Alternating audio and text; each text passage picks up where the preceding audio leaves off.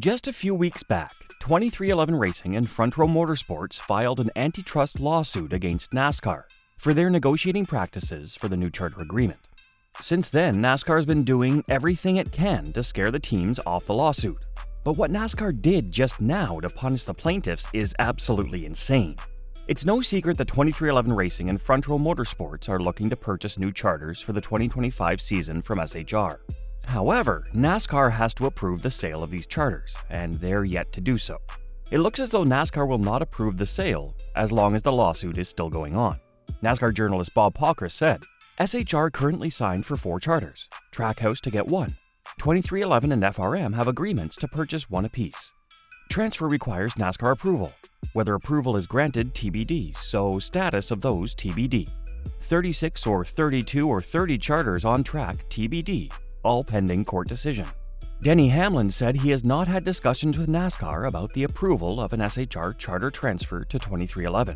2311 has an agreement to buy one. After this season, he doesn't know of any deadline for a decision on it. Basically, NASCAR will not approve the charter sales until the lawsuit is dropped by the plaintiffs. To add to NASCAR's response to the lawsuit, they're looking for the court to completely dismiss the case, calling it meritless. Plaintiffs have filed a meritless suit against NASCAR alleging baseless antitrust claims in order to obtain commercial agreements they previously rejected and to attempt to extort more favorable contract terms, NASCAR's statement read. NASCAR's reluctance to approve the sale of additional charters from Stewart-Haas Racing to 2311 Racing and Frontrow Motorsports appears tied to the ongoing antitrust lawsuit these two teams have filed against the organization. Normally, NASCAR's approval is required for any charter sales, which are critical for guaranteed participation in races and financial stability. However, because 2311 Racing and FRM are challenging the entire structure of NASCAR's charter system through their lawsuit, the organization may be hesitant to finalize the sale while the legal battle looms. The lawsuit accuses NASCAR of monopolistic practices, including how it controls team charters, and any approval of new charters for 2311 and FRM could undermine NASCAR's legal position. Approving the sale could be seen as validating the very system 2311 and FRM are challenging, complicating NASCAR's defense in court. As a result, NASCAR may be withholding approval to maintain leverage and avoid making changes to the charter system under legal pressure. This delay adds further uncertainty for 2311 Racing and FRM as they attempt to secure their future on the 2025 grid. Without charters, their ability to consistently participate in races could be jeopardized, forcing them to rely on race-by-race qualifications as open teams. NASCAR has labeled the antitrust lawsuit filed by 2311 Racing and Frontrow Motorsports as meritless. The lawsuit accuses NASCAR of monopolistic practices, alleging that the organization's control over key aspects of the sport, including the charter system and track ownership, limits competition and benefits only NASCAR. In its response, NASCAR firmly rejected these claims, arguing that the lawsuit is baseless and lacks the extraordinary circumstances needed to justify any immediate legal actions, such as the requested preliminary injunction. NASCAR's defense emphasizes that 2311 and FRM are not suffering irreparable harm, because both teams still have the option to compete as open teams without charters. They also argue that the legal issue is primarily a contractual dispute, rather than an antitrust violation, suggesting that money damages could compensate the teams if they prevail in court, which weakens their argument for drastic legal intervention. The case, which challenges NASCAR's long-established operations, could lead to significant changes in how the sport is managed if the court rules in favor of 2311 and FRM. However, NASCAR is standing by its belief that the claims lack legal merit, and that the lawsuit will not succeed in overturning its charter system.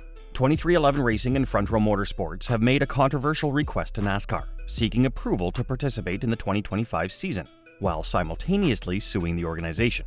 Despite challenging NASCAR's charter system and alleging monopolistic practices, both teams are asking for the ability to remain part of the grid under the very system that they're attacking in court. This request raises questions about fairness and the integrity of their lawsuit.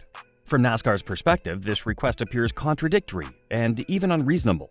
The teams are essentially asking to benefit from a system they claim is anti-competitive, while also undermining it through their lawsuit. By seeking to buy additional charters from Stewart-Haas Racing for 2025, they aim to secure guaranteed participation, yet they're contesting the legitimacy of NASCAR's control over these charters. NASCAR's reluctance to approve the sale likely stems from the fact that approving charters while facing an antitrust lawsuit from the same teams could set a conflicting legal precedent. Moreover, it seems unfair to other teams that 23XI and FRM could enjoy the benefits of the charter system while trying to dismantle it. If they succeed in their legal battle, it could lead to significant changes, such as reduced exclusivity and more open competition. But asking to race under the current rules while claiming those same rules are unfair to teams might come across as hypocritical to NASCAR and other competitors. In this context, their request could be seen as an attempt to have it both ways. Seeking the protections of a system they are simultaneously trying to reform or destroy. Dale Earnhardt Jr. is not at all happy on how NASCAR has been portrayed in this lawsuit. I do not like how NASCAR has been characterized, or Jim France has been characterized in some of the comments that I have read. That's unfortunate. I hate to see NASCAR be talked about in a negative way, because I'll criticize them all day long. I have been very critical about them on our show here, and I will criticize them going forward when I don't agree with a call or decision they're making in the sport, he said on his podcast. But that's my family. They've been everything that I have known, that garage, that industry, everyone in it. It's very close to me and a lot of people in the industry, a lot of retired drivers, mechanics, he added. I don't like the reputation or the image of NASCAR to be stained or unnecessarily dragged through the mud, but I do feel that it is fair and right for any of the teams to argue for what they believe they deserve, he concluded. The Earnhardt family has an unmatched legacy in NASCAR. Although Dale himself has criticized NASCAR for certain decisions, he still does not agree with the accusations that has been thrown around now. It's going to cost everyone a little bit to get through it. I think NASCAR absolutely survives it. I feel like, to be quite honest with you, 23XI will come out of it satisfied as well. I don't know what that looks like, but I don't believe there will be any big winners. But I don't think anybody will suffer any major losses in this either, he added on his podcast. The antitrust lawsuit filed by 23XI Racing and Frontrow Motorsports against NASCAR has the potential to significantly alter how the sport operates, especially concerning team charters, revenue distribution, and competition rules. The current NASCAR charter system, introduced in 2016, guarantees teams a spot in races and provides revenue sharing and other benefits. However, the lawsuit claims that the system is anti-competitive, restricting teams' ability to grow and independently secure value. If the court sides with the teams, NASCAR may be forced to revise or even dismantle its charter system, making entry into races more competitive and less predictable for teams. This could destabilize established teams while offering new opportunities for smaller or independent teams to enter the sport. NASCAR is accused of monopolistic practices, such as controlling key racetracks and restricting participation in other racing events through exclusivity deals. If the lawsuit is successful, NASCAR could be compelled to open its race venues to more events and competitors, potentially reducing its stranglehold on stock car racing in the U.S. This would also affect NASCAR's business model, as racetrack and series ownership, such as ARCA, could come under scrutiny and could be broken up to foster greater competition. NASCAR's next-gen car, which uses single-source suppliers for most parts, is also being challenged in the lawsuit.